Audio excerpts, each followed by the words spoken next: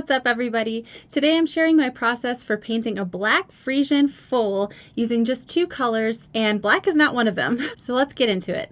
Alright, as I mentioned in the introduction, we're just using two colors for this. We're using burnt umber and indigo, both Daniel Smith colors. This is one of my favorite combinations for painting black, although I sometimes use burnt sienna or transparent brown oxide instead of burnt umber. I want to show you my little grainer brush here. It's a brush specifically designed for fur or grass, and I also have a scrumbler brush, but the main brush I'll be using for this project is my silver black velvet size 10 round brush. So versatile.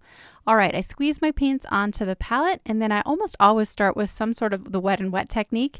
In this case, I want to begin with the ears, but first I'm mixing up a nice wash of gray ahead of time, and I'm adding lots of water in. We'll be using that in just a second. Make sure you have water jars, one for clean water, one for dirty water. So I start with clean water with my extra size 8 round brush. This is a Kolinsky Sable brush, a nice soft brush for blending, and I wet the ears so I have a glossy surface on my paper. Next, I mix up a creamy consistency of paint with a 50-50 mixture of my indigo and burnt umber, and I kind of test it out first before going in really dark just to see that the flow is going to work for me. But my goal here is to create super soft edges, so I'm starting with that little bit of mane in the center, and then I work on the ears. The timing is everything when you're doing wet on wet. If your paper and your brush are too wet, everything's going to explode out and you'll have tons of fuzz and it'll be out of control. You want this kind of medium consistency of paint on your brush, and you want your paper to be just damp, not too wet and not too dry. But you can see we have those nice soft ears, and now we're going in with that gray mixture that we made. This is a more watery consistency since we're painting it on the dry paper, and I pretty much cover the entire foal's head and neck with a single flat wash layer of this gray mix. Again, to get this gray, it's pretty much a 50-50 mix of indigo and burnt umber with lots of water mixed in. And if you have to mix it more and it doesn't look the same, that's totally okay, because in this first layer, all you want to do is just get some flat color down. There are no bright white highlights anywhere on the horse, so it's okay if you cover the entire thing with this gray. Really quick, if you are one of the 62% of those watching right now who is not subscribed, go ahead and hit that subscribe button and hit the like button too if you're enjoying this video. It really helps me out as a creator to bring you more content like this. On the right side here, I want that to be a soft edge as well, so once again I use the wet and wet technique to allow some of that paint to seep into my background white. And then I continue filling in the rest of it with a slightly darker, more medium gray. And you can see here I'm beginning to suggest add some of the highlights on the left side of the neck by leaving that light gray untouched by the darker gray.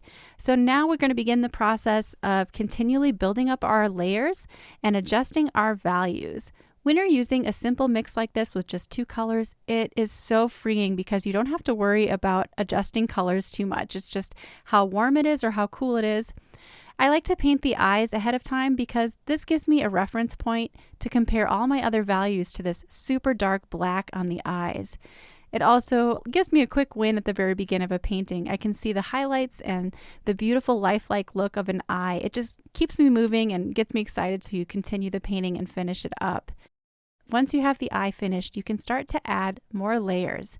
I usually go kind of left to right, top to bottom, but not always. It really just depends on where the painting is leading you. Sometimes you just go wherever you feel inspired, and that's totally okay. There are these little rainbow shapes in the forehead, these soft little patches of fur creating these curved shapes, and it's so pretty. So I'm beginning to hint at that with a light layer of gray. As you layer and layer, you're going to start to get darker and darker, but it is important to be conservative with this and not go too dark too soon, especially when there are a lot of details like fur texture and different shapes that are involved. You can definitely get away with using a faster process and getting more color in quicker in areas where it's a flat black, and I'll show you that in a minute. But for now, I'm getting just a second layer of gray down on the foal.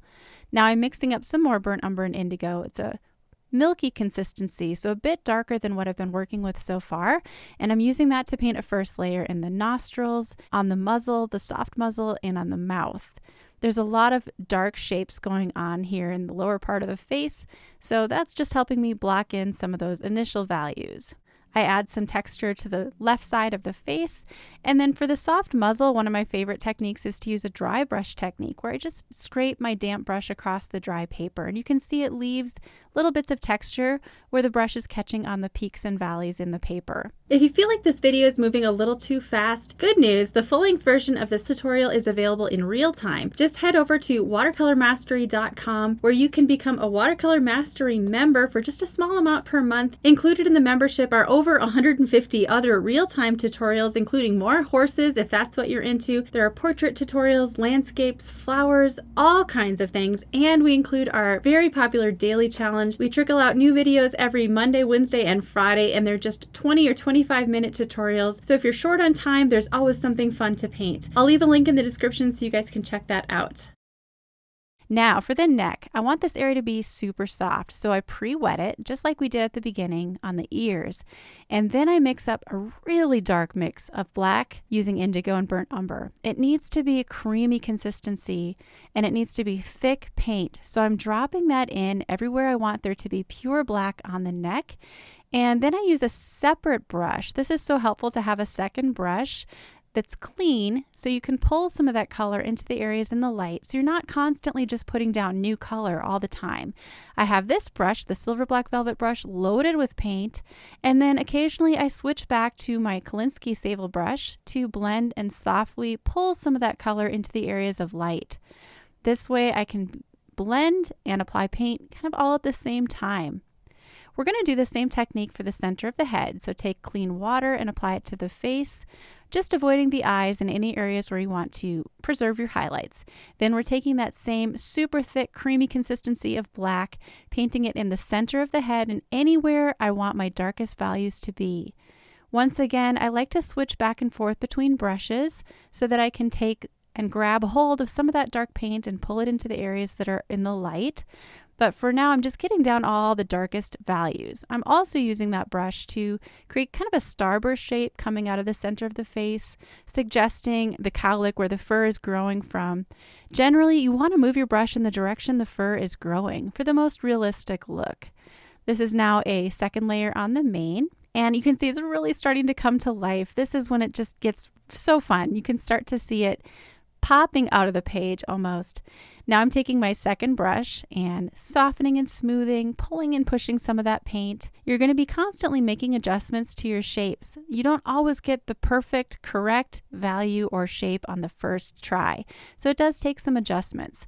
Now we're using that grainer brush. You can see how it perfectly separates and creates these beautiful little bits of fur texture on the forehead. I do lots of layers here in the center, sort of overlapping them, but always being careful to move my brush in the direction the fur is growing. And you can see it does need to go darker. So now I'm taking bravely another wash of my gray right over the top of everything that I've painted already.